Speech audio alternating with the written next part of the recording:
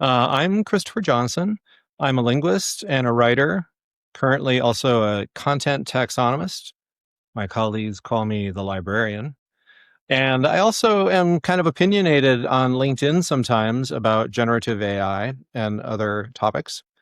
And I am here today talking to John Ball and Chris Lonsdale, who I understand share an interest in language learning along with me. And they have an interesting story to tell about meeting and a business that they are forming together. So it's a pleasure to be able to have a conversation. Hey, Chris, great to meet you. You as Likewise, well, Chris. Yes, and you as well, John. Yeah, So why don't you guys start by, one of you at least, start by talking a little bit about how you found each other and what was your shared interest that brought you together? I'm Chris Lonsdale. I'm a linguist, psychologist, educator, entrepreneur. Originally coming from the Southern Hemisphere, down in New Zealand, went to China in 1981. And I was fluent in Chinese in about 6 months. And I ended up doing jobs like interpreter for Pennzoil in the oil fields and in southern China and all sorts of stuff. But for many years, I had this challenge of people going, "Oh, you must be talented. You speak good Chinese. No one can do that. It's really hard." And I got so tired of it, I wrote a book called The Third Ear: You Can Learn Any Language, to actually lay out how an adult can learn a language in a very short period of time if they use their brain in the correct way. So after that book was published, I went on to, build a business in China, which is a language learning product that Chinese people can use to learn English. And many people in 6 months to a year go from nothing after 10 years, 20 years at school to actually being competent in English. And around 2014, met with John, and we shared very similar views on the brain, learning, language, and John's work is in AI. So, John, do you want to give us a little bit about your background? Yeah, sure. And in fact, my AI background comes from a slightly different angle to today's AI specialists. So if I go back to 1972, I'm 9 years old. My father is at ETS in the US. So I grew up in the US, and they had the system called Plato, where you could do all sorts of educational experiences, programs, and whatnot, as well as email and all the modern things that we associate with computing. And at that point, that really locked in the fact that my destiny is to spend the rest of my life working on AI, on robotics, on the things that would make Star Trek come to life. So I wanted to be the Scotty guy that crawled down that tube that had the sparks going everywhere, tighten the screw, and save the Enterprise. I just thought that would be a great life. And I guess I'm Captain Kirk, right? Exactly. Yes. So you're the applied brain scientist. I'm the theoretical brain scientist in that respect. So from that point on, I was doing computer science and all the things that were really easy for me to do, mathematics, because that seemed to be the building blocks for computers. And I was at Sydney University. This is 1983, and we had a professor there, Judy Kay, that said we will never understand the brain. It's way too complex. That was her specialty. And well, that was a red rag for a bull. So for the next, until the year 2000, the next 20 years roughly, I was learning everything I could, reading every Scientific American article that was written on how the brain works, and trying to understand what is it that's not getting us towards AI. Because back in those days, people were very frustrated that we weren't making the type of progress that had been hoped in the previous generation. In the 1950s, we thought within our generation or within 10 years we'd have AI. And today, people are saying, well, we'll have AI, next year. And it's probably the same problem, that it's hard to judge what the future holds.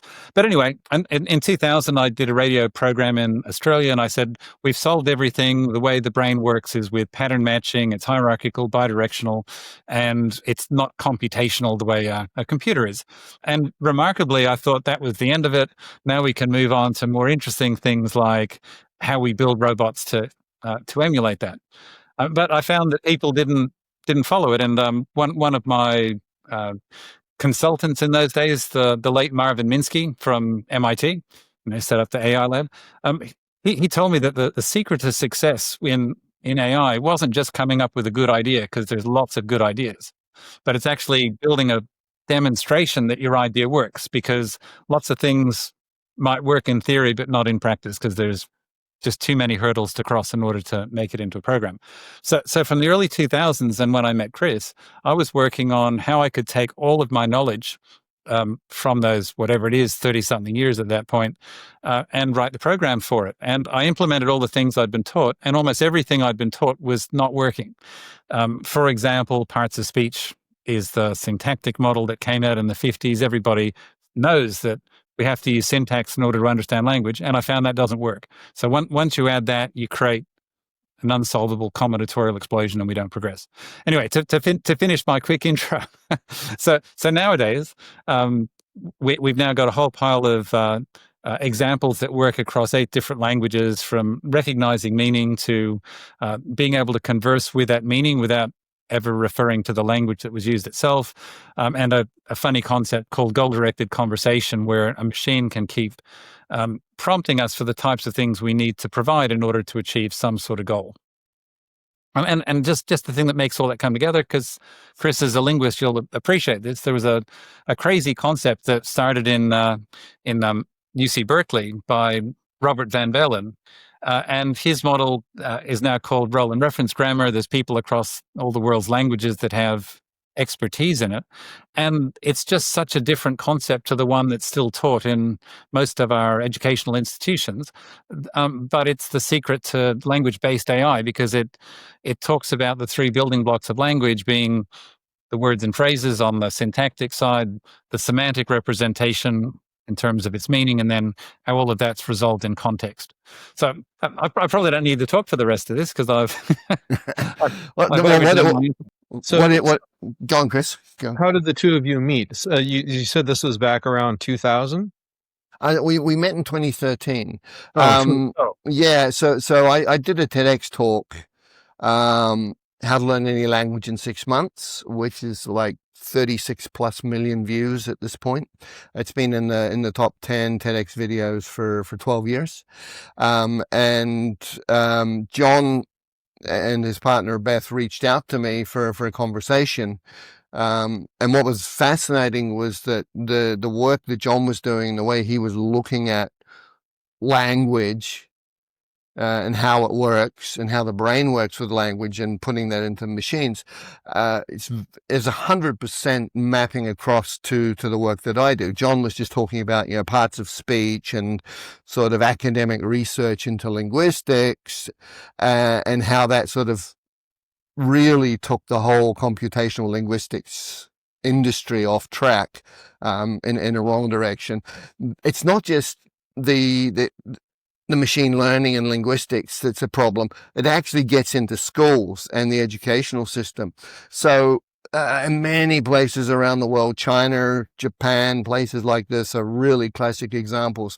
They're teaching parts of speech, and they're teaching grammar analysis. In China, it gets even worse. They teach the International Phonetic System for English, and kids are supposed to learn the International Phonetic System so they know how to pronounce English words. And it's like, you're a native English speaker. We've never ever used the International Phonetic System to try and understand how to speak our own language. And so you get people who've spent 10, 20 years of their life trying to master English and failed, because that model really is not how we learn language. We know how to learn language. We do it naturally as a child.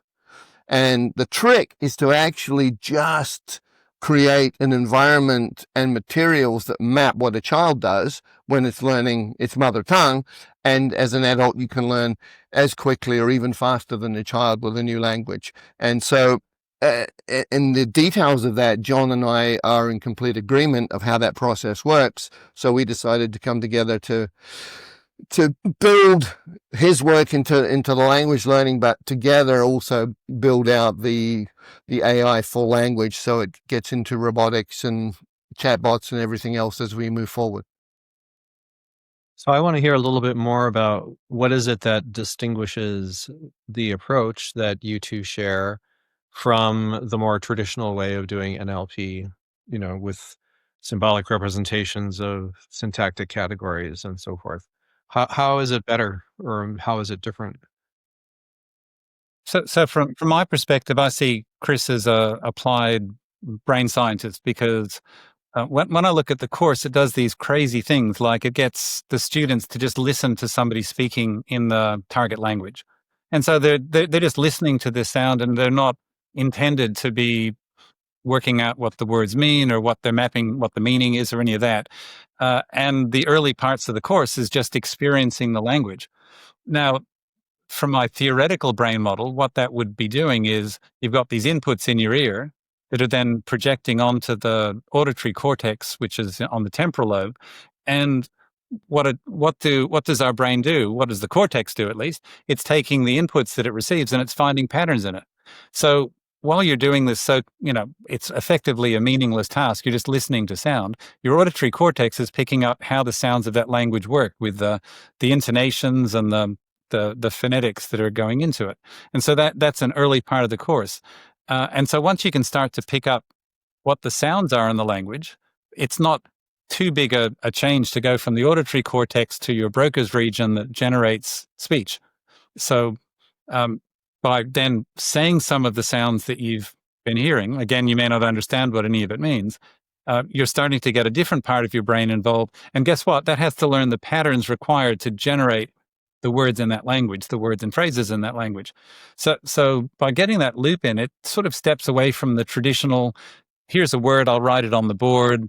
Now everybody say it. Here's another word, I'll write that on the board. Here's a conjugation. Now I'm going to put like an S on the end of an English word. That's the plural form. You know what plural is? And you go, no, I don't really. And so, and by the way, I'm the worst person to talk about good language learning because I did about 3 years of it in Princeton Middle School. And after all of that time, I pretty much could take any word that somebody gave me, write it down, do some conjugations on it, and then pronounce it. But I had no idea what it meant. If somebody asked me to speak it, I was so embarrassed because I didn't know the right pronunciation. Really, I sort of did. And so I know that there's lots of language learning courses that don't work. So for me, mapping what I see Chris's working system doing, that's been up and running for something like 15 years for people learning English. I just see how it maps beautifully onto pattern brain theory, and I just want to do more of it because I think we can keep getting refinements that improve people throughout the learning process. And just a story on that, we did a number of products. One was for Spanish learning, and it involved listening to the sounds. And I was listening to, I don't speak Spanish. I was listening to recorded material just to get a sense of it. And I went back to it was a weekend, so I couldn't actually go back to anyone. But in my head, I'm going to beat up the production team because the sound quality is so bad. And I listened multiple hours over 2 days, and by the Monday I could actually hear it all clearly. So it wasn't the production quality of the audio, it was in fact the brain initially not even being able to hear it clearly. And with that exposure over time, the brain literally, with brain plasticity, it just changed until it could hear the sounds clearly. And that was like really powerful confirmation at a personal level that there are changes in the brain that happen when you're listening to enough of the content for the brain to pick up the patterns. All right. Well, I have to ask this question because it reminds me also of discussions people have about large language models. So sometimes in the context of large language models, people emphasize that, human being, like large language models, human beings are also statistical pattern matchers. And therefore, when a model is being trained with, uncountable terabytes of text data that's very similar to how people learn a language, which is just factually incorrect. But they're always trying to push this idea that there's people are essentially statistical processors. And so this thing you're saying about just listening to the language kind of makes me feel like that's where you land as well, that there's a sort of processing that's almost purely statistical, and it goes on when you're not paying any attention, and it's irrelevant to meaning. So I wonder, if you can say a little bit about how that seems like it could be useful for learning phonology of a language, but it's not going to help you learn how to express meaning in the language. No, and it's not and it's not intended to learn how to express meaning. And if that's all you do, you can spend years and you're still not speaking the language. The whole point of what I call brain soaking is simply the physiological training of the auditory system to be able to hear the sounds and the rhythms and the patterns. Now, whether is it statistical or is it pattern recognition in a different way, can't speak to that. But the experience that we have is if someone has no English, say, and they brain soak for 2 weeks, 3 weeks, they have gone from hearing mush to hearing very, very clearly all of the sounds, to the point that some of them they can start to reproduce and to have identified things that repeat. So repeating patterns at a phonological level. People who have spent years and years and years using their left brain, rote learning words and everything else, in 3 weeks, just brain soaking, they go to being able to understand an incredible amount of content simply because they train the brain to hear the sounds. Now, John, maybe you want to speak to the pattern recognition statistics versus pattern theory. I do, because that's shocking, Chris. The fact that my non-statistical brain model can be considered to be a statistical brain model. So one of the big fights in the AI field has been: is it symbolic or is it statistical? And the symbolic model was the one that aligns beautifully with the 1950s, 60s, 70s, 80s type work, and the 1990s to the present is beautifully aligned with statistical. But how I see the brain working is that those regions, like auditory is recognizing sound, vision is recognizing vision, and our motor control, like a specialized area, like Broca's area, is able to generate muscle movements in order to produce something, sound, in this case, controlling our breathing and whether my voice box is active or inactive and all of that complex stuff. So it's the robotic side. But it's not really a statistical model, because if I hear the word like breakfast, and then somebody else with a different accent says breakfast, I can still recognize the only thing that makes sense to me is breakfast, which is a meal that I have at the beginning of the day. And the projection, the thing that's combining these multiple senses, is really a symbol. It's, Chris, I know you now, so I can say, when I recognize you, the things that I'm associating is specifically with you. It's not with somebody who looks vaguely like you or somebody who sounds like you. It's actually you. And the sound and the image and my knowledge has all got to be stored against one thing. Otherwise, I could never have a sensible discussion with you, because you'd be flicking around probabilistically between you and a whole bunch of other people that look a bit like you or sound a bit like you. And then I would never be able to communicate sensibly, because I'd be lost. So pattern theory is a true symbolic model in which we're recognizing all of these sensory inputs, and then linking it together with some specific atomic element that represents a different level of pattern. So I would draw the contrast between an LLM that takes all of these very low-level features and merges them all together and then chooses the most probabilistic one, to when the process is taking place. Sounds like the ocean is you've got the ocean going here. Rather than that low level stuff, those things that we're picking up actually recognize a whole pile of objects performing particular actions. That's the level that humans interact at, not oh, I saw a little white dot in the middle of your face when there was a flashlight or a car driving past or something. I don't even notice that. I just know that you're a particular object and I can keep associating with it. And that theory works for, whether it's companies or a whole pile of other things. Right, can I speak to that as well? The whole statistical idea, I'm not sure if it explains when you're walking at night and you see something on the side of the road and it looks like a dog and you don't like dogs and you're really very, very concerned and aware maybe this dog's going to attack you, and you get closer to a certain point where it flips in your brain and it's a piece of paper on the ground. And what was happening there is that your brain was going to the patterns that were stored that had the shape and form and everything else.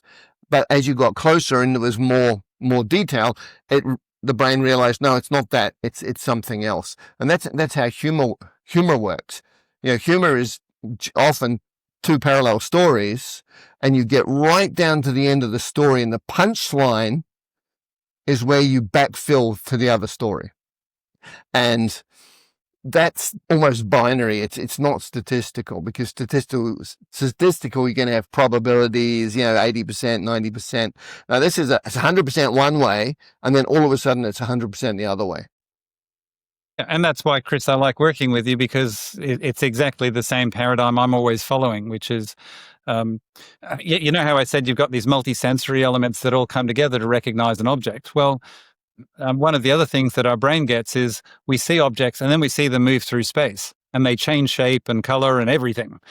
So you can see a car go past, and then when it's a long way away, you see a little dot. And you think, well, how could I possibly recognize that dot?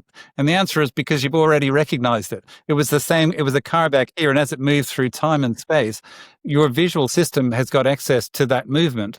And so we have this, you could call it common sense, but objects that we recognize don't change into other objects. They're always the same object. And if they're moving through space, they move through space, but it's still the same object. So what Piaget called object permanence. Right, and I think, Chris, you've got a story about Piaget, so I should let you tell that one. Yeah, one of my term papers at honors level in psychology was around Piaget's work, and the view at the time was that humans can only learn language up to a certain age, and then they lose the ability to learn language. And my term paper basically said Piaget is wrong, and I'm going to prove it. And then I went, well, I already had some experience because I'd done French for many years at school, and I was absolutely bad at it. And then I had the opportunity to have an exchange student from Tahiti live with us for a couple of months. And then I went to Tahiti for 6 weeks. And that time being in the environment, brain soaking, interacting without any formal study was enough for my French to go to the level that I could go for 2 more years at high school and not do any study and get second place in the national French competition. So that was my first experience of this. And when I went to China, I replicated that, but at a much deeper level, because I brought in what I knew from memory studies and all sorts of other things in psychology. And I also observed what was happening. I spent basically 18 hours over one night on the train just shortly after being in China and interacting with one of the guards, because we didn't have a seat, and we ended up in the restaurant car, and so this guy came and sort of interrogated me, but at the same time we had this conversation which lasted many hours, and at the end of it I was already picking up core meanings, repeated patterns, and it took my Mandarin from 0 up to I can sort of understand what's going on and have some interaction within just a few hours. So clearly adults not being able to learn doesn't make any sense. Piaget is wrong. If you do it the wrong way, even if you're a kid, you're not going to learn. If you do it the right way, if you use your brain in the right way, if you understand the process, then actually a second language is, as the Scots say, a doddle. It's easy. And if I could just extend that story a little bit, Chris, Yes. from my perspective, I was at the International Role and Reference Grammar Conference in Japan earlier this year, and one of the things I picked up on was the fact that it's pretty common knowledge that by the time a baby's brain is 1 year old, they've already started to lose the ability to recognize the phoneme that are in languages other than their native one, other than their mother tongue. And I was making the point because of this project with Chris that that's true. That's what people have done experiments on, and that's what they believe. But my point is that what if we start repeating the same exercises as a 15-year-old or a 25-year-old that you're doing as a baby? Can your brain then start to pick up those sounds and deal with it? And I think the answer is yes. But I got some pretty strong criticism after I talked. People saying how can you possibly be disputing known facts about how language learning works? And I'm just thinking we're not at the point we can say we really understand how all of this works. So we need to try new things and then use the scientific method to either prove or disprove it. So I want to hear more about meaning. How does meaning work in your approach?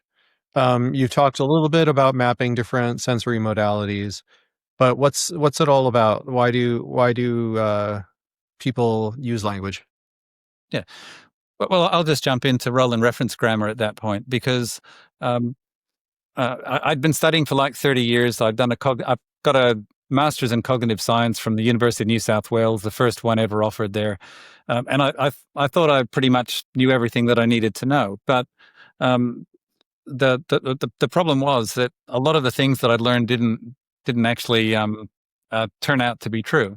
And so the meaning model, by about 2011, I'd realized I can parse these sentences using the old terms. I wasn't using parts of speech, but I could parse these sentences.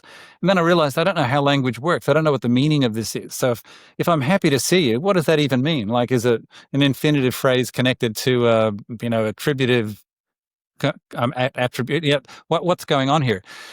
And my sister, who still lives in Princeton in New Jersey, she took me to a coffee shop, like a Dimmicks or some bookshop, and I just went over to the linguistics area as you do, and I'm pulling out these books. And one of these books explained the difference between clapping and love and dancing, and if you break your arm, it's a different concept of healing to those other concepts. So it basically had this building block of meaning based on these six primitives of activities and states and so forth.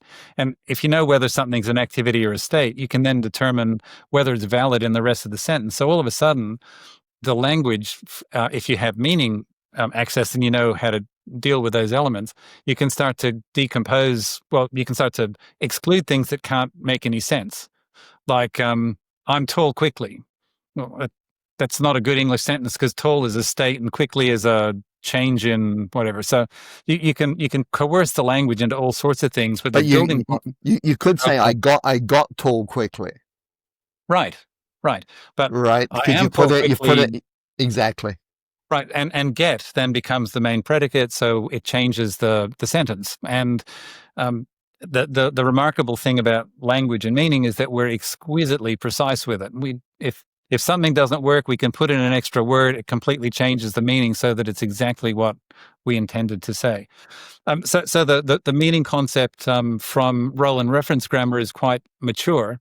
And the example I gave right at the beginning of "I'm happy to see you," how that's interpreted is "I am happy." So that's the start of it.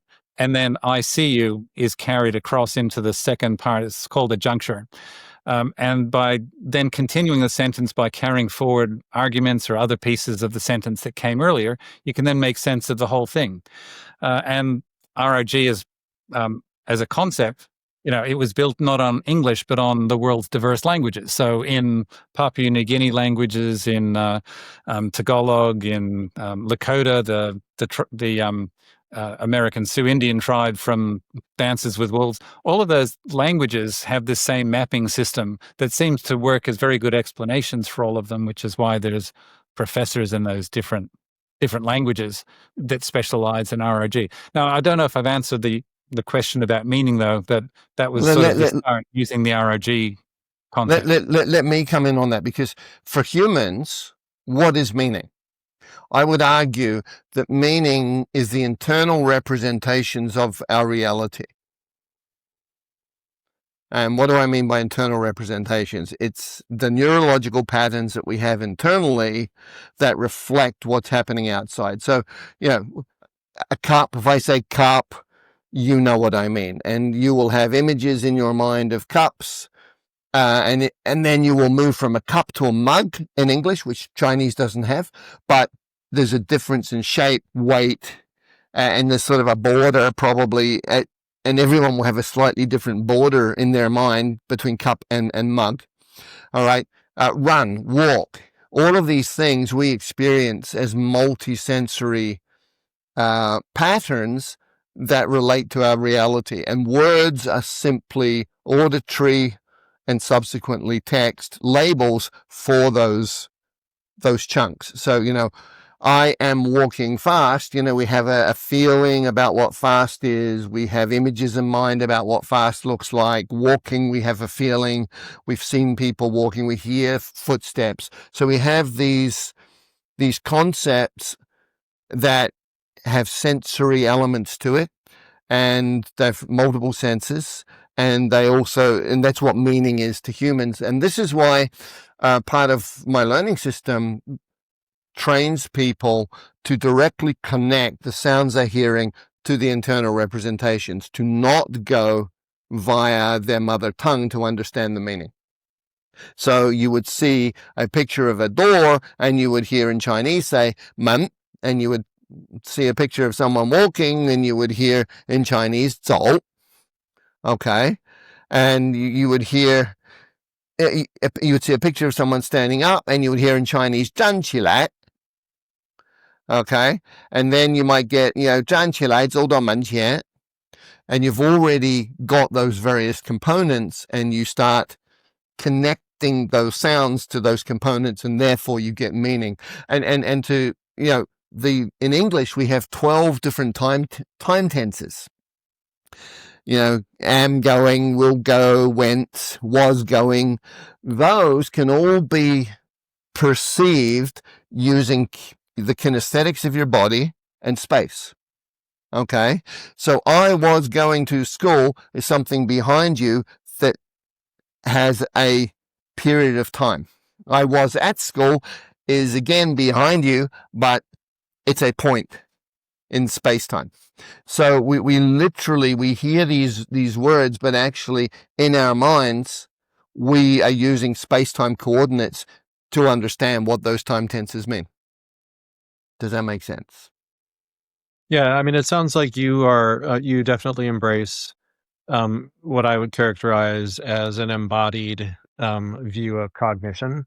And that's something that's very near and dear to the hearts of people who went through the Berkeley linguistics department, at least the ones who were studying cognitive linguistics. And there are researchers there who have developed, computational models of action simulation based on a lot of the kind of ideas you were talking about. How does it feel to do this action or something like that, where you're actually, and this theory that you're actually simulating, doing it in some way in your mind. And so I can definitely relate to the whole perspective of embodied cognition. And I can also understand how that's an important thing to bring to people's awareness in the age of large language models, because ChatGPT, it does not have a body and it does not have any bodily experience, which is one of the reasons that it is unable to determine truth or falsity. And that's something that I think about a lot and I express a lot of opinions about. Absolutely. So anyway, I'm glad to touch on that topic of embodied cognition. Yeah, John, it looked like you had something. Is that the same point as world knowledge? Or world model? in the way you're defining it? I mean, yes, I think that it's probably a special perspective on the idea of world model. Like what actually characterizes it? You know, because you could have a world model of a lot of different kinds. You might have a purely geometric world model internally, but that's not, I don't think, what I'm talking about or what Chris is talking about. We're talking more about something that's actually related to sensory experience. So, Okay. something that's not schematic, purely schematic or abstract, but something that's related to our actual sensory experience. Yeah. Yeah. One of the things I do is on LinkedIn, I bash some of the concepts of the breakthroughs in AI and large language models. I And know. And I see it's those a bit, ones. Yes. a bit of what it comes back to the science. So we were talking. We can talk about lots of scientists of the past, and Yeah. their observations are almost always really good observations that we need to explain with a scientific model. It's hard to rubbish somebody because they said, "Well, I observed this." It's like, no, you didn't. You couldn't have because of whatever. Right. But their explanation of it might be rubbish. And the one I like is the Charles Sanders Peirce model because it takes us back to the late 1800s, and he talked about how a sign, so a word in a language, can be one of three different things. It can be a symbol, so it's by convention, when I say dog, I mean that group of animals. It could be an icon in which I'm describing something that resembles something else, like a map, and I'll come back to that in a second. Or an index. If I say are, you, he, she, I'm referring to things in context that I'm basically pointing to, you and I and whatever. They're like pointing words. So he's saying that there's those three building blocks. Now, in ChatGPT and a large language model, you've got a word that maps to a word vector using a transformer technology, and then you can combine it and do that stuff. But it doesn't have this icon model of resemblance in the same way that Peirce was saying that there is one. So I had a fun game, and I just said, well, okay, ChatGPT, you're standing next to your friend, you're pointing north, they're pointing south. Now your friend turns to face you. What direction is she pointing? And it says, oh, well, because you're pointing north, I'll face the same way, I'll be pointing north, and we're done. Well, no, because if I'm going this way and you're going that way, and then you point towards me, you're now going whatever that is, east, right, not north. Because I understand what look at means. It doesn't mean align with, it means Yeah. in my direction. So those types of things are just the icon. So maps are typical icons, which LLMs don't do well at either. So it's not dealing with a big chunk of the world, and that's the most closely the closest resemblance to the real world. It's not covered by the modern tech. Yeah.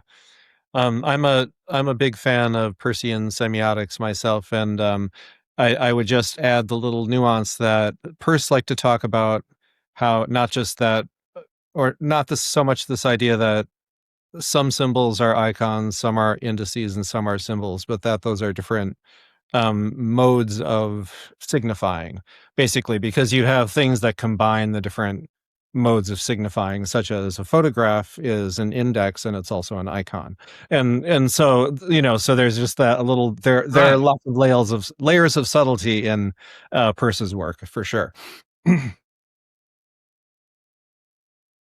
Very good. So when you were at Berkeley, did you get to meet some of these amazing people that seem to be around in the, I don't know, you're probably not old enough, but in the 80s and 90s, it seemed like Berkeley had a lot of very interesting characters. I spent the 90s in Berkeley. I worked with Charles J. Fillmore, the creator of Case Grammar, and I believe probably one of the teachers, at least, of Robert Van Valen. And I worked with George Lakoff, and I was quite aware of what Randy Allen Harris called the linguistics wars, the sort of the different branches that linguistics had taken in the United States since the work of Noam Chomsky, and how there was somewhat of a diverging of ways of different groups of researchers based on the importance that they wanted to place on meaning in their account of grammar. And lots of people were frustrated that they felt like Chomsky was ignoring meaning. And so they went through different phases of trying to incorporate meaning into a theory of grammar. I was the recipient of some of those later some of those later theories. So case grammar was an example from Charles Fillmore. And there was also the movement of generative semantics, of starting with a semantic representation on the deep level and then transforming it through old-fashioned syntactic transformations into a syntactic representation, and that didn't pan out too well. But then, that all sort of, at Berkeley at least, that all kind of evolved into cognitive linguistics. And Chuck Fillmore, and Paul Kay and George Lakoff developed their theory of construction grammar, which is a theory about how whole grammatical patterns can be meaningful. So it has a semantics that's not entirely compositional based on word meanings, but there's this idea that a pattern can have a meaning as well. And Yes, that, right. and that explains different things about idioms. And so that's kind of the perspective that I'm coming from. The outgrowth of the researchers who wanted to introduce meaning into the study of linguistics. Yes, yes. And Van Velen's work And Van has Valen's continued part with of that that tradition. Yeah. concept. He's got some of the case grammar, or the frames of you mentioned the recognition process. Now I've forgotten what you said. It wasn't case grammar. It was I'm not sure what I said. Yeah. So he's got these frames of meaning where he takes what I like to call interclausal semantic relations, because that's what he called it, even though it's a tongue twister, where you take an example of basically two sentences you merge together and you share arguments like, I promised her to eat the fish, and you've got who eats the fish in that case. And another one LLMs can struggle with because they don't quite get the semantics right of what's being shared in the example. And that's difficult for learners as well. That between two clauses, the box on the table, that was brought by the man. Chinese doesn't have that linkage. So it's really, really difficult for Chinese learners who are trying to get English to realize that this is pointing to these two clauses with a relationship between them. And they need to be sort of given lots of exposure and a little bit of left brain input just to understand that that's what's going on. And interestingly, Chris, in English, that's usually optional as well, whether you use the that or not. So I like how, as you see how different languages work, you find different patterns in each one. And then when I compare it to English as the only one I speak, I can go, yeah, but we don't always follow that. You can't start a sentence in English like you can in Spanish without the first pronoun. In Spanish, because you've got the conjugation of the verb, you can work out who you're talking to. Whereas in English, you don't get that. And yet I will still often leave the first pronoun out and nobody has trouble with it. Know what I mean? Yeah. And that speaks to grammar, because in Spanish, the conjugation of the verb, grammar is a level of meaning. It's essentially signs that say this means this, not that. Yeah, it's plural, it's whatever, but it's pointing to a concept as well. So just the way that you order things, or particles, ing in English means ongoing. Ed in English means finished. And yes, I know we have irregular verbs as well, but in Chinese you have a le, which means done, finished, right? Or you have a guo, which means done, finished, but in the past. So they're grammatical, but they're sounds, they're parts of the symbol system which carry meaning that qualify other words in the sentence. Chris, Chris J, sorry. Did you have any experience with philosophers at UC Berkeley? Because I just found that I had a couple of unsolvable problems where you get the sentence and you can't work out what it means. And I was discussing some of that with Van Valen a little while ago, and he says, well, Grice's maxim covers that. And I go, who's Grice? What's his maxims? Why does that help? And between him and John Searle, they seem to have a lot of really good arguments that should be used today in the AI community, because they looked at the problems that we need to solve with AI. They then came out with proposed solutions for how things work, and they're currently being ignored. But the systems aren't necessarily dealing with what they should be dealing with. Yeah. I'm a big fan of Grice and the Gricean maxims, and I like there's this work by Sperber and Wilson, the book Relevance. I don't know if you ever encountered that, but it was sort of taking the idea of Gricean maxims and expanding them into a whole theory of communication. And it's really about how the ways in which language utterances in particular are really about communication. They're special instances of communication, and they follow the logic of communication. And that's that's an idea that has always been very compelling and important to me. And I did not ever encounter Grice himself at Berkeley. I did encounter John Searle, though. I took his philosophy of language class, and yeah, he's a controversial figure. Right. Well, why is that? Why is that? Yeah, I take the view that it's all about communication. So, one of my maxims is we use language to communicate. It's a tool. It's part of our repertoire of how we interact with other sentient beings to achieve certain goals. And if it doesn't have that part of what you're doing, then people will not learn a language if they do not see that it is instrumental for them in achieving what they want to achieve in life, including in relationships with what is around them. So that's a core precept, I think. Yeah.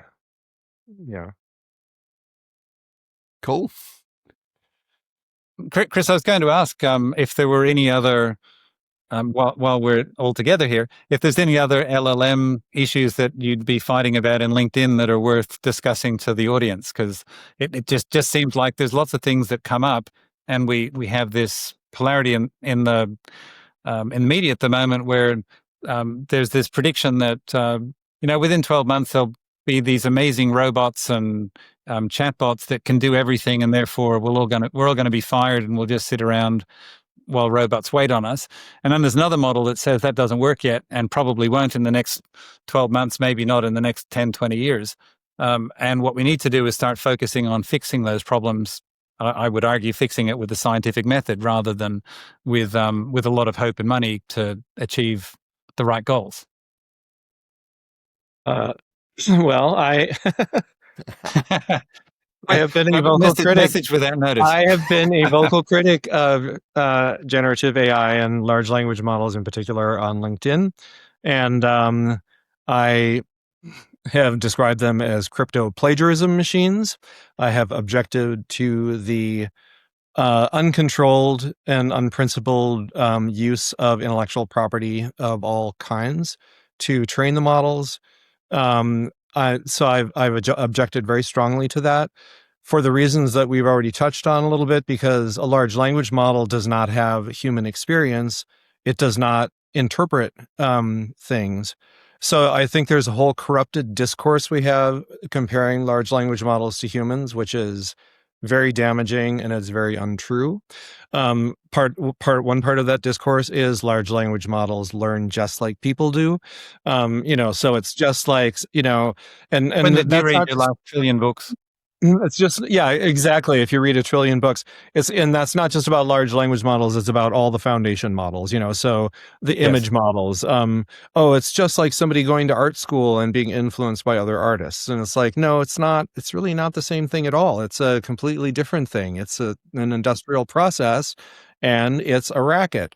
So I have many objections to generative AI. And I also, right. So what I was driving at was, because it doesn't have a body, it doesn't have experience, it's not able to interpret. it's not able to make judgments about truth or falsity about anything, because making judgments about truth and falsity requires reference to the world, some sort of model thereof. And large language models don't have that. Despite the outrageous claims of some of the people who push them, it doesn't have that. So the fact that people are being encouraged to believe that large language models are intelligent and to trust the information that they get out of them is infuriating to me, because the information is not trustworthy. It's not vetted information. It hasn't undergone any process of interpretation. It doesn't. It's outside of the bounds of all of the normal social tools we use to verify information, such as journalism, checking sources, and whatnot. So I believe it's I don't know what the right word to describe is, epistemically or epistemologically very damaging, because people come to rely on it, and it's a corporate controlled source of information that could be manipulated in lots of ways behind the scenes. So that also makes it politically dangerous. So yes, I have objections to large language models. Well, my objection is it doesn't do language. I'm sorry. Right? It does not do language. No, it does not do language. It's a corpus model. It's a large corpus model. It's a large corpus model. Yes. And that has its uses, but it's not language. It's certainly not language as humans use it, and it's not capable of inventing new words to fill a gap where other words don't do their job. It's not capable of using words in completely novel ways to communicate an idea that was never communicated before. And that's what we use language for. We're taking what's in our head and putting it out as sounds for someone else to actually replicate in their head what we're thinking. That's the whole point of it.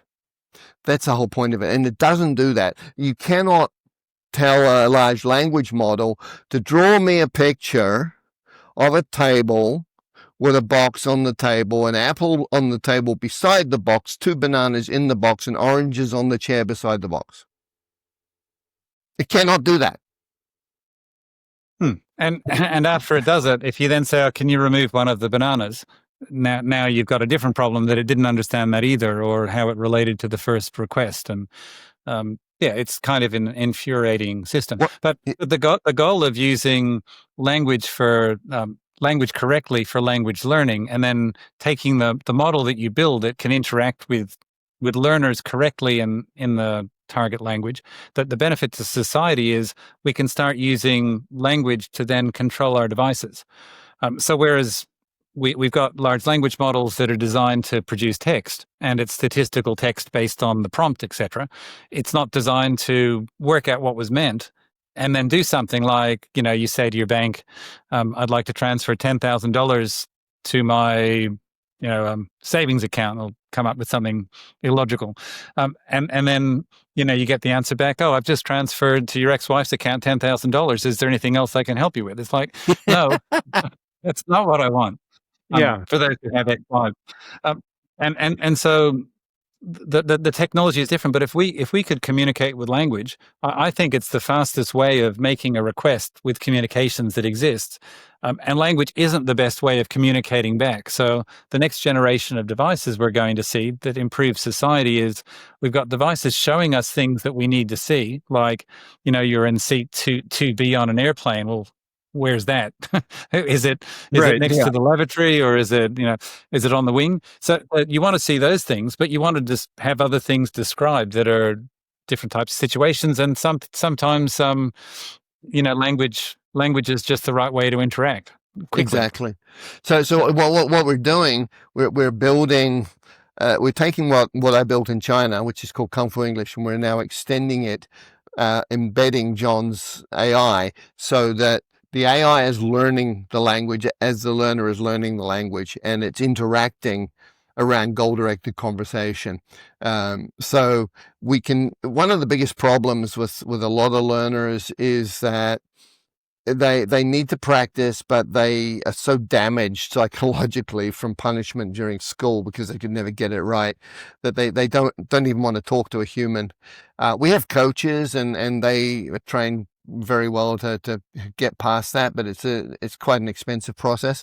But if we can deal with the entry level interactions between the learner with the device using pattern theory AI, then we're able to, at a very low cost, meet the needs of the learner to be interacting and to be understood. Because if you look at how children learn, they have their parents understand them even when they're inaccurate. Their pronunciation can be wrong, their grammar is wrong, they have words, they just use single words to express meaning. We need to be able to understand that and have the system interacting with the learner so that they know that they're understood and they are relaxed about it, and they're having fun as a child would and growing their language through this process. And at the same time, we grow the language understanding of the system, and we call that Speech Genie. We've got a new website up, speechgenie.co, and we're basically going to be doing English as a second language for global audience and Mandarin as the first two languages. And based on how fast we can go, we'll be adding other languages as quickly as possible. And so I'm sorry, you might have mentioned this, but maybe it went by me. What's the modality? Like, do you use that on your phone, or Okay. what's right? that? So we will be doing it so it's multiple devices. You'll be able to do it on your phone. You'll be able to do it on a browser. You'll be able to do it on a Mac or a PC. Yeah. We want to make it as broadly available as possible. Yeah. Okay. It's very interesting. And so, what stage would you say you're at with the development of a product? Well, we have one product that's been live in China for 15 years. With Speech Genie, we're in the process now of rebuilding it for multiple platform usage. And so the dev team has started doing the basic MVP for this. And John and I are working together closely to integrate his Pat AI into the whole process. And of course, because we're going to remove a lot of the bilingual stuff that has been sort of there historically and just be target language only as much as possible. So it's fully immersive, but leveled to where the learner is at. So making sure that comprehensible input is always a theme all the way through. You may be aware of Krashen's work on comprehensible input. If you understand something, even if you've never heard it before, your subconscious is going to remember it much more easily. So we design for comprehensible input every single step of the way, and the experience of a learner to that is, oh wow, I remember this, I know what this means, I didn't spend any mental effort trying to remember it, it's just there. So we're at that process now of rebuilding for multiple platforms and to open up the tech so that we can rapidly integrate AI all the way through it. And John, can you say more about that part of integrating the AI? Yeah, well, because the system that I built is based off words, phrases, and their meaning. As we're going through recognizing the types of things people say, we then have the words that they've used, and we can keep track of that. So we could then do tests on the words and the phrases that they've already experienced, and we'll leave the nasty nominal type things until they're further down the course. Like we can say who destroyed the city, rather than who made the destruction of the city happen, which would be harder for a beginner to learn. Once you've learned your phrases and your vocabulary, we're able to keep the students with repetition on the areas that they know to keep them feeling good about it, but always then extending them anytime we want with the new vocabulary and the new capabilities. This is the same principle that I can see will apply to other future AI devices. If you're working off meaning, like for a car, and you want to move a window up and down, the meaning of that is the same regardless of what language you use. So we set the system up so that it's working for English and Mandarin. But once the system works for English and Mandarin based on meaning, we can then add more languages that are going to use the same meaning to do the same thing. So we don't have to keep spending money on the meaning side of it once we've built it and tested it. So let me ask you this question: Is what it seems like a point of interest in your technology is that it's symbolic. Is that right? That it's different from the AI that has become so common. Like, Exactly. it's in symbolic, and it works with categories that are, labeled by the symbols. And so there are categorical choices that can be made inside the software, for example. And so I like this, to say. Sorry, I like yeah, to say go ahead. that. No, Semantic, just introducing that topic. I didn't really need to finish the question. Yeah. okay, you needed me to interrupt you before you'd finished. So what I noticed with semantics, with meaning, is that there are semanticists that have done an awful lot of work, and they come up with these common models where if you have a word, it does fit into a category. It's a kind of this, it has these parts, and I add another thing, which is you use it in these types of sentences with predicates. So if I say breathe, the thing that breathes has to be some sort of animate thing. It's probably not a robot. It's certainly not a rock or a table. Tables don't breathe, and so that it's known as selectional restrictions more technically. But that plus the kinds of things and the parts of things allow us to generalize extremely fast. So if I were to say there's a dog, I would be able to guess. I could infer, or whatever we want to call it, the fact that it's got 4 legs, 2 eyes, 2 ears, it's got a tail, it probably has fur. I don't need to know anything more about it. And therefore, if you just introduce, here's a new dog, I can start telling you that it eats dog food, it probably barks, those types of things. So the concept of inference can really come from having good semantic networks. And in my work, when I start looking at the modern semantic networks put together by computer scientists, they're terrible, because they're built around the syntactic models from the 1950s with, you can have a noun for this and a verb for that. And it's like, well, guys, verbs are extremely hard to, what do you mean by a verb? What do you mean by a noun? And if you convert that to the semantic model of predicate and referent, a referent is a thing, there's a cup, I'm referring to the cup, or the cup is black. Now I'm referring to a predicate. I'm giving a property to that object. And so by using the extremely well-established semantics theory that's all around the world, and then including it in the product that I built, all of those things are accessible, and they generalize and do a whole pile of things AI people say we can't do. But we only can't do it because we're working off these statistical models that don't have the generalization built in. Because as I used in my example of a dog, I don't need to tell you what a dog is anymore because you already know it. And now I can assume you know all of these things and never have to discuss it. So our conversations can be really quick and accurate. I don't know if I answered your question in the end there, Chris. But and if we're talking about dog, then I say goal. And now you remember that. And it might only have 3 legs, which would be a point of discussion. Oh, look, it's limping. What's wrong with it? Oh, it's lost a leg, but it's still a dog. Right. And then the way you would represent that in some sort of knowledge representation, because that was one of my challenges, along with Grice's maxims of, how do you understand, I saw her duck? Well, did she move her head, or did she go to the duck convention without her duck? Like, and that's where the Grice's maxim comes in. Well, you're supposed to speak to be clear, or unambiguous. How could you possibly answer this? How can you answer it? This is terrible. Our system's broken. No, I would simply throw back a question. What? She dropped her head. And now you've recognized the ambiguity that I'm struggling with, and you said, no, it's a, whatever. I don't know duck names, but it's a mallard. It's a mallard. It's a mallard. Mallard, yes. Right. And I don't know if there was another question I was answering. I just diverted off to the duck or ducking, and now I've forgotten. You Go on, wanted to Chris. talk about ambiguity. Yeah, You wanted to talk ambiguity. about ambiguity. Yeah.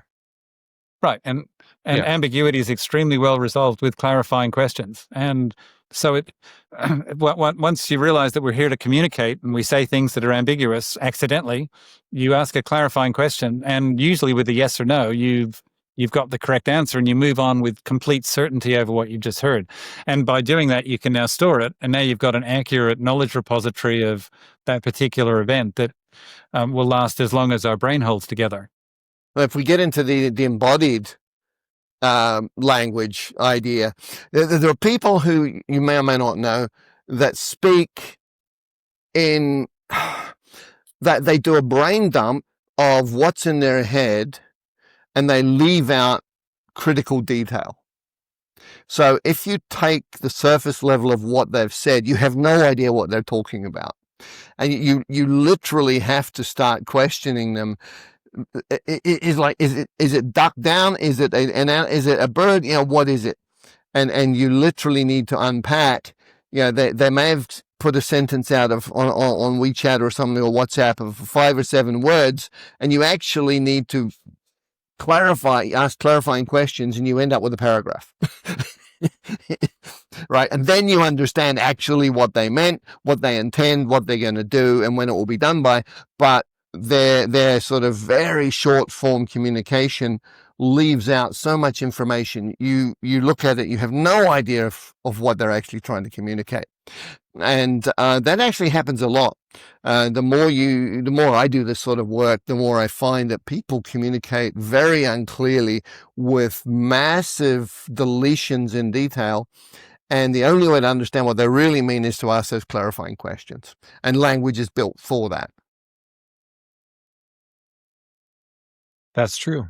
So, when can I download your app? Okay. Well, we're doing the early stages now of a Kickstarter crowdfunding campaign. Yep. There's a lot of work to be done. We're out now, so people can come and they can sign up to be notified when the Kickstarter goes live. And we probably will go live with the Kickstarter in March, and the goal is to have the product by the end of 2026. And the demo of how it all fits together is probably around that March timeframe. So we've got this. It's sort of a gamified experience, and it takes the existing Chris's existing product, and it'll allow people to interact with it in, what is it, 8-9 languages, Chris, for English and Mandarin, so they can at least understand what the experience is going to look like.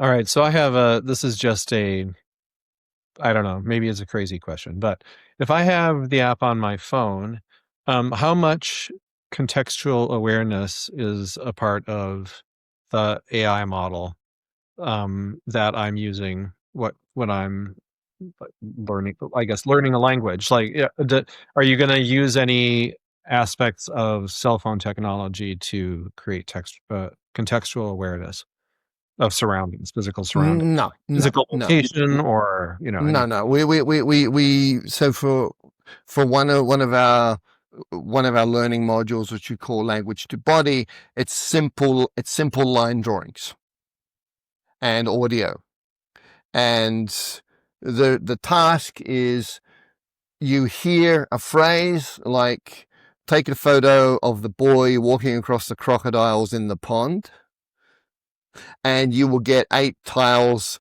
with different images, and you need to pick the correct one. But that's advanced. So right at the beginning, you get stand up, walk to the door, open the door, close the door, sit down in front of the door, crawl away from the door. And so you're building, the context is that universe, that mini universe that we're building up inside that. Choosing pictures in response to these. You're choosing pictures in response to phrases, words. Yes. Okay, so these phrases. All right. So you're presented with phrases. You choose pictures. Is there anything going the other way in the later stages? Yeah. So the other way is you will be taught. This is where the AI comes in, because you'll be literally reversing roles. So there'll be a limited context of things to talk to, and then you will be making up phrases, and the system has to understand what you're saying and select the correct tile.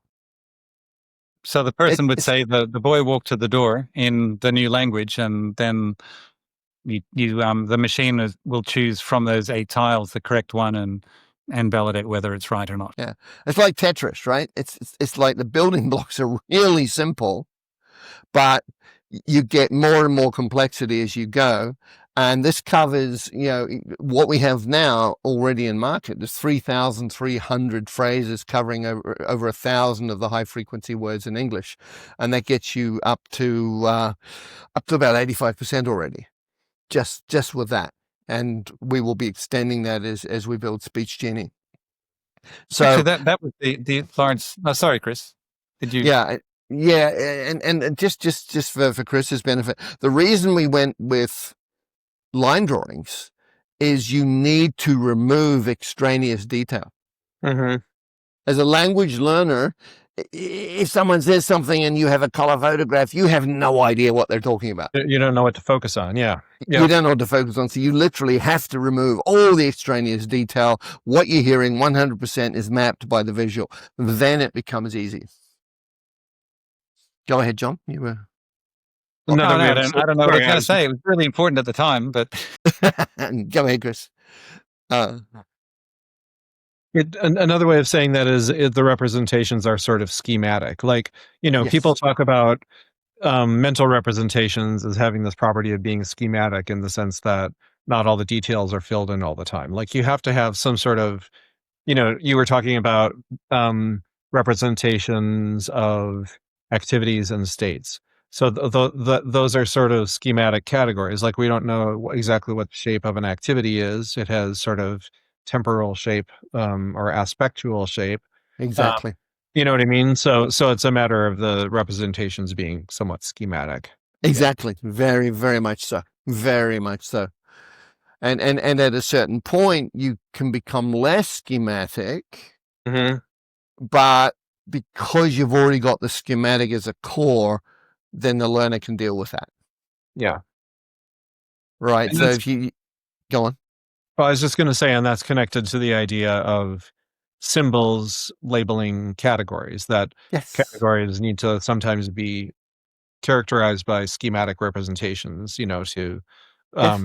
that people can use to put things in the category or decide they don't belong there. Yeah. Exactly. Yeah. Exactly. One of the things that you talked about a while ago, Chris, was just how the high frequency words are really important. And I did some more research, and I'm finding out that in English, for example, 66 words covers 50% of a large corpus. So, you take the corpus that you train an LLM with, and 66 words is 50% of it. And then you get to like 2,000 words and you're covering like 80%, and get to 3,000, 4,000 words, you're in the 90%. So suddenly you can... Most of the words are suddenly the. you can... Most of the words are what? Right, yeah, The, or the word the. The. Yeah, Yeah. That's Exactly. the most common word in the English language, the. Yeah. Yeah. And there's a universal word to understand any object. Thing. Thing. Right. Yes. I'd change it to referent or something just to be tricky. But Okay. Yeah. But just tying back with my previous categorization discussion. So if you're not fluent in a language, you don't have to do what the LLM does and get one example of every possible word and every possible misspelling through some massive corpus. Another way that we could do that is to recognize that we don't know what that word means, and we could seek its category. So if I were to tell you that Axion, that's probably a company, but if I just went to Axion and you didn't know what I was talking about, is it a person, is it a place, is it a company? You could say, what's that? I'd say, oh, it's a company. And if you look in dictionaries, they always start with a hypernym, with the main type, the main category. And we always know once you hit that category, lots of things that it does. So again, without inferences, if we have this semantic repository, and we have this tricky system of saying, what does that mean? And the person gives us an answer like people would give, like, it's a person, it's a company, we now know, well, oh, you said it's a person, so they've got a head and they speak and they've got two legs, and you've got your default position. And then if they've only got one leg, as Chris was talking about with the dog, well, that's your exception to the rule, but you're still not having to communicate a whole lot of stuff. So the LLM model that's been pursued for decades now of I need to recognize in the corpus every single word, we can get by with a few words, a few thousand words, plus the ability to resolve the category of something. And then we're in business for lots of different languages. For my experiment on this, we tend to go to my cousin's place in Italy every year or two, and you go to the coffee shop, and it would be nice to do more than point in the window or say cappuccino, Right. or just buongiorno. Be good to say a few more things, and Right. the type of thing that Chris has built will allow people that want to go to some place in the future to be able to get the package. It's not very expensive, and just learn some of the basics so that they can interact in those types of environments without being too self-conscious about it, because it's just kind of fun once you start experimenting with something that other people know really well and you don't, but at least you're communicating a little bit. All right. I have to ask a question out of left field. Um, I have to ask a question about prepositions. And the reason is because you were talking about parts of speech and how they're not important or they're wrong.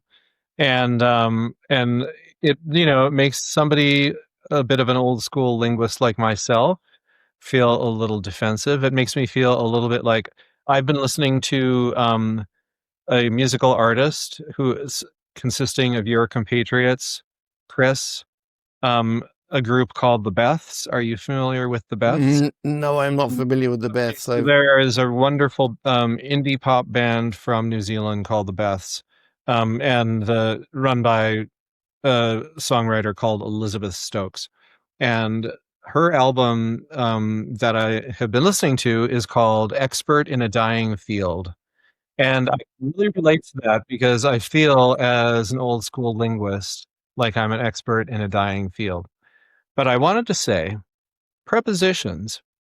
Prepositions really do exist in English. And by what I mean by that is there is definitely a category of a word that's very, it's very robust and it makes sense for it to have a name, and that's preposition. Now, you might not need to know that they're called prepositions in order to learn English, but it's part of a descriptive meta language used by people trying to understand the structure, and it captures a Sure. generalization. So I Yeah. just wanted to say that in defense of linguistics. Yeah, and sorry, can I answer that one first, Chris? Because I've spent like a decade just working on how to integrate it. So there's two types of main preposition. There's the ones that are introducing time and space, add in on, for example, and then there's the other ones that you're adding on to as a particle to a verb. So the verb plus the particle then gives you a different meaning than the verb itself. And the fun example that I show to people in conversation is if I said, she went to the beach, he went to the mat, she went to the post, and then you say where is she? You would say on the mat, not to the mat, because you're now converting it from a position to a destination. Yeah. And so what prepositions are in the case of the when and where is their relations, their predicates. So if I said I'm at the mat, the at the mat bit is the location, and the at is telling me we're treating that like a point in space or a point in 3 dimensions, whereas on would be 2 dimensions, whereas in would be 3 dimensions. And so the context of the sentence can still be resolved as a predicate. Now, when I'm nasty to all of these people that have done parsing for decades, certainly back in the 70s and 80s, the reason I'm being nasty is only because that's not the right method to recognize what the sentence means. It's there's nothing wrong with saying nouns, verbs, adjectives, prepositions, because those are the syntactic descriptions of what we're seeing. I can probably only identify them though with meaning once I recognize what the sentence means. And we've had a a long period of time where people have worked really hard to make that model work. And I talked to a world-class linguist for about 2 hours, and I couldn't get through to him that parts of speech isn't the system I'm using. He just kept telling me how to use parts of speech with different parsers, and I kept saying, no, but we're not using that. No, yeah, but you have to understand the limitations of your model. I'm going, but we're not even using it. It's not my model. So anyway, Chris Lonsdale, maybe you can finish what you were going to say when I interrupted you. Yeah. So I don't argue about any of that stuff, right? Because what we have a mother tongue method description of how our language works. And that is absolutely of zero value to a language learner. What the language learner has to be able to do is to hear the sound, connect to internal imagery and the embodied nature of the meaning, and respond to that with sound patterns. They will start with simple patterns. They will build more complex patterns over time. If you get to words like in, at, on, Chinese people have a terrible time with that. Right? And in my mind, I don't label, I just say, look, at is a point in space. So you could say, John, at the mat and on the mat. Because if she's at the mat, it means she's in that general area where the mat is. And if she's on the mat, she's physically standing on the mat. So there are perceptual dimensions to all of these words and phrases. And as a learner, the way you master the language is by making sure you can connect perceptually to what the native speaker is referring to when they're using those particular words. So the focus is on solving that problem as a skill, not talking about it at a meta level. Once you speak a language, you can do the meta discussion, but before you speak it does not help with the learning process at all. Actually, it sort of leads into an interesting point, because back in 2014, Jan LeCun joined Facebook, and one of the first things he said was that in science, what we want to do is come up with things we can't solve, and then solve them, and then make them harder and harder, and just keep solving them, and then we progress with science. So one of his first projects was a thing called the baby tests, as in it's a conversational task, and they did like 13 or 20 different examples where they would say like, Beth went to the mat, John went to the car, somebody went somewhere else. Where is Beth? And then you'd have to say car. And what I noticed about their test was that they took out the difficult part, like actually giving the correct English answer, and they just substituted in with a keyword like car rather than at the car or on the car. And in the same way, you can cheat in your benchmarks by simply asking yes/no questions or ABC questions, and so you're making it very hard to get a bad score, even if you don't know what's going on because you're just guessing. So in around a few years after they produced it, we spent a few months and we went through it. We did like 9 tests, I think. I've got a archive article about it, and I showed how we could get 100% on all of those types of tests. But not only that, we could also find the errors in their training data, because we weren't constrained by doing training. We simply used that as validation of what we did, and we found that they had a lot of errors in their tests because they had bad training data, and that's how I claim we still got 100% in it, because their answers were wrong that we were being measured against. So the use of semantics and following what Jan LeCun was saying is the right methodology will work. And after that set of tests, Facebook pivoted away from that test. Now they do the same benchmarks everybody does. So you don't get the same type of progression that was being forecast back in 2014. I love your left field questions, Chris. Do you like how I gave you a left field answer just to... Yeah, you really countered with a left field answer, and I appreciate that. That's excellent. But so just to continue with the prepositions a little bit, like, sure, that not, some of them are for spatial relations, but then you also have a preposition like from in this is different from that. And that's, so one thing people say about it is it's governed. That is, you're using the word differ, and that's telling you should use the word from along with Right. it. It's not a verb particle construction, and so. Oh, and the other thing is that the meaning of it is much more abstract than any sort of simple spatial relation. Well, I disagree. Okay. Tell me Okay. why. It's metaphor. It's metaphor. Okay. Okay. It's metaphor. From. Okay. Move away from the door. Yeah. Okay. It communicates a distance and an increasing distance through movement. Okay. This is different from that.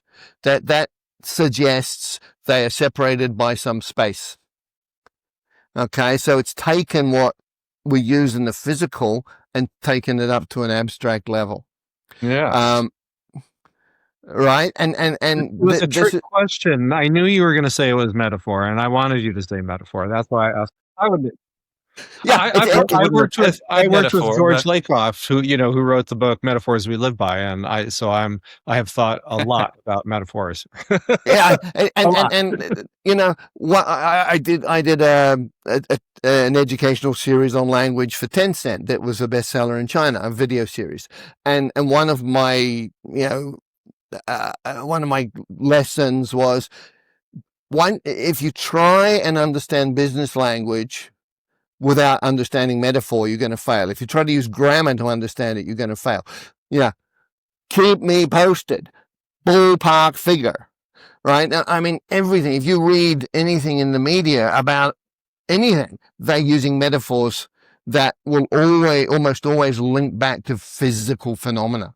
So you attune yourself to perceive things as metaphor, and you understand much, much more. And I actually got locked onto this with a Chinese word. So Chinese has a word tui, which is to push, and there's another word knock, which is qiao, and they put the two together, tui qiao. What the hell does that mean? Push knock.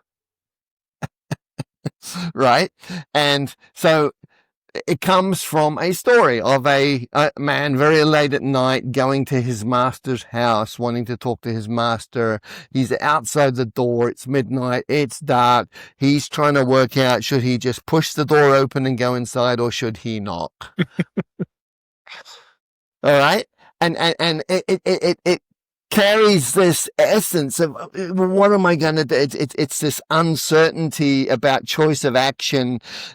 And being very, very detailed, thinking through what am I going to do here, and so you don't have a direct translation into any other language, as far as I know, and this is one of the difficulties, because people who learn the language by translating, they get stuck as soon as you hit this stuff, because you have to go back to the metaphor to actually understand the words. Can I just give you a different answer, Chris? To yours, Chris, which is that in order for the system to work, we have to recognize an astronomical number of phrase patterns and then validate them against the meaning. Because, if I use the word give, I can give something to you. I've got two in there, but if I, let's see, stand, I can't stand something to you because it doesn't make any sense. Effectively, there's two different systems that we're tracking all the time. One of them's the syntactic one, which is how do these words possibly work, and the closed groups like the prepositions are. We can categorize them as prepositions and then see, well, do we have this type of phrase? Because we've got a preposition followed by a noun phrase or a reference phrase, depending which language we want to use.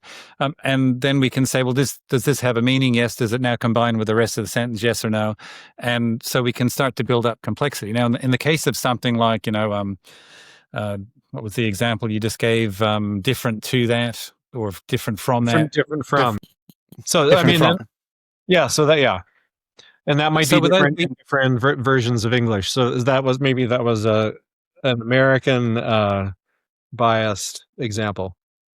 Yeah, and I can no longer tell Australian and English because of moving around too much. But so we need to pick up the fact that you've got a verb, some other category of word that allows it's a particle or something, and then maybe it's got another argument or something, and it has to be in a particular order. So we recognize that syntax as plausible. We store it, and then we go in another step. We check, does this semantically make sense? And in the case of different from something, the answer is yes. If there's no third word there, then maybe the answer is no. And that way we can go through the astronomical number of possible permutations and finish up usually with one or two things that are possible. And then we can use some other aspect of context to work out which is the correct one for this conversation. So my answer is extremely different to Chris's, because I'm just focused on how do we recognize this vast number of possible word sequences correctly. And it works really well by simply having the syntax split from the semantics, and then separately validate each of those syntactic patterns with the semantics to work out whether we want to add it to the pile of possibilities or exclude it. So how do you represent the syntax without parts of speech? I referenced the RRG. For the part of speech. Yes. Sorry. Yeah. Rather than the semantic representation. So for the part of speech, maybe it would be the word itself. So it could be the meaning of the predicate. So maybe it's not different. Maybe it's hypernym version, and then either it's one preposition only, or it could be a group of prepositions. So we can have a set that we can recognize as being valid and invalid, and that way we're effective. It's not too different. I think you're leading me to that conclusion. It's almost like verb, preposition, noun phrase, and then we can say, well, that's our syntactic model, and then we validate it at that point, rather than do what Google was publishing with their parseface breakthrough of the world's greatest syntactic parser in 2016, where they said you can use our system, it's syntactic, it gets you all this stuff, and it would. They use the example 20 words in an English sentence could be 20,000 parsers that you have to work through, and that model without having the semantics in it, I think leads to people to give up, because why would you be persevering with the human being trying to write 20,000 possible interpretations for 20 words when you can use statistics for it? But if you can add this extra bit of clarification as you're doing your syntax, suddenly the numbers drop away to usually maybe 3 or 4 possible patterns. A few more if we do the interclausal relations, because our system's not as developed for that. So there. That's my contrast with Chris, which is why we work well together, because we mesh, but we have differences in approach too. So do you two fight about this issue sometimes? Never. No, now he's going to fight with me. No. We use respectful dialogue with advocacy and inquiry as our modus operandi. So you use your words. We use our words. We also use our states. We when we're listening, not trying to come up with an argument. When we have processed it and we have a viewpoint which is different, we will think very carefully, how do I explain this viewpoint so that you get in your head what I have in my head, realizing that language is imperfect in achieving 100% mapping in terms of what your head has and my head has. So we work very well together.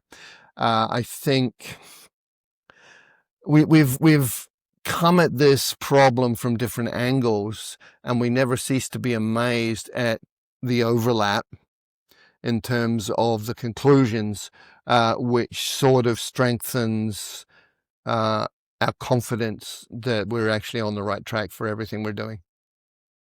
And I like your answers typically, Chris, more than mine, because you're more addressing what a normal person would think about it. And I've spent so many years delving down into this really deep stuff that I can talk to lots of experts in the area, but not necessarily to the a normal person, because I'm using these technical words that people haven't heard of. And if you start to explain yourself at that level, then you're just confusing everyone.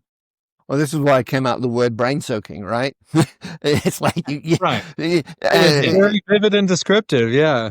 yeah, it's like, how do you make it so the average person who's not stupid but doesn't necessarily have the language is going to understand what you're talking about?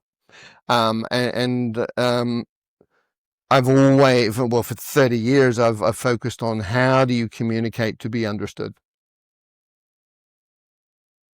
So let's really bring this down to earth. Who's your target market? Okay. I think there are two target markets. For Speech Genie specifically, it's going to be people who want to learn another language, but who have failed. The data suggests there's like 500 million people around the world a year who fail at learning a second language using all of the products and services that are out there. And so our goal is to serve those people. And as one of our learners, Kung Fu English, has said, this was going to be the last time I ever spent money on a language product. And it worked. And I'm now speaking to you in English, and we have a clip of her interview on the site. So that globally, those people who want to learn language, the Japanese who desperately want to speak English and who cannot for the life of them use it in any way, shape or form that you would call communicative. Actually, Chris, I saw the stats on that yesterday. One of our colleagues sent it to us, and they teach, I think, through the whole curriculum, they teach English to all of their students, and they rank 96 in the world as second English speakers. So it would be a good area to improve on. Exactly. So we have solved that problem already. All right. So that's one target. The other target is the whole area of robotics, chatbots, using language to interact with machines. The LLMs are not going to be ever able to make sure you don't make a mistake in surgery. I saw an example yesterday where somebody in a medical center decided to use an LLM to do a summary of this person's health and put it on the record, and it was all wrong. Yeah. The interpret, I mean, literally, it was like 100% wrong on its interpretation of absolutely everything, right? Yeah. And he got into a real fight with the medical center and said, you cannot have that on my record. I don't have that condition. I don't have that condition. I don't have that condition. The LLM has got it totally wrong. Stop this. So, going forward, because we're locking back to actual meaning and clarification of meaning, clarification of ambiguity, ultimately what we're building is going to be able to do all of that. So people in robotics, people wanting to use language machine interface for whatever they're doing, will be able to solve those problems that right now are insoluble with LLMs. Despite what many say. Despite the fact that I've seen in the last 12 months a couple of well-known people on TV saying that we need LLMs, and it doesn't matter what they cost because they're going to solve all cancers, longevity, will never die anymore, and something, and all of science. And you think, well, guys, that's not what it does. And why are you telling us that's what it does? Because you probably know. That's not how it works. I think Larry Ellison was one of the guys who said it in the Oval Office or something. And I thought, look, that I wish that were true, but it's not true today. And it's unlikely that it's going to be in his lifetime true either. Well, back in the day of the Wright brothers, right? There were actually people that were getting millions and millions of US dollars in investment to develop the first flying machine. And literally they were just burning money, dropping these things off the end of platforms into the ocean, failing, getting more and more money because they were just about there. And the Wright brothers came along with a bicycle and solved heavier than air flight.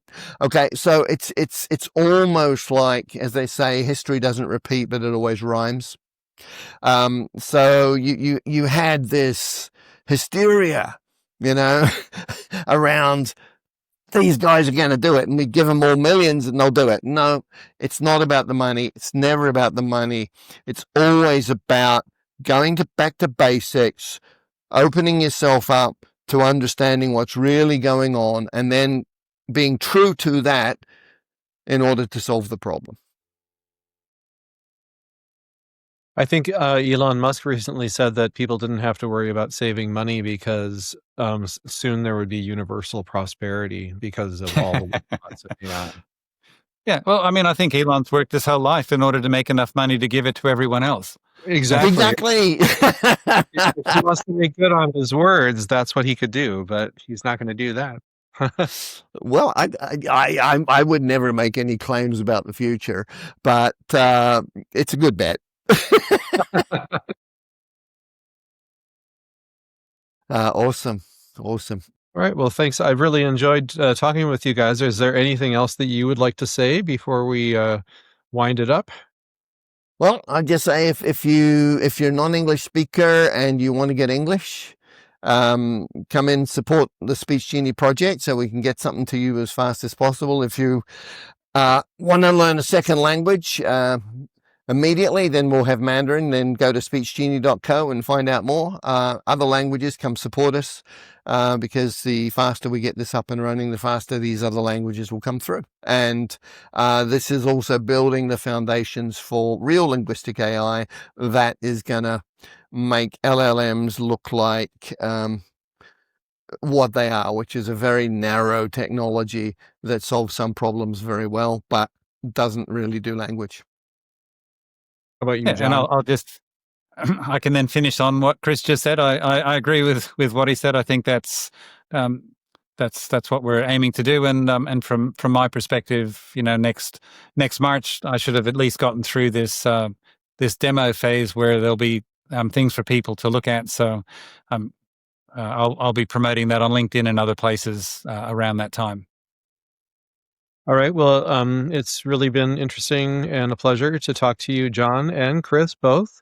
I have to say, if you get to the point of having swag for your company, then I fully expect to receive a cap or a T-shirt, even at the expense of the round the world mail. But I think that at the very least. Got Absolutely. Absolutely. Swag. Okay, excellent.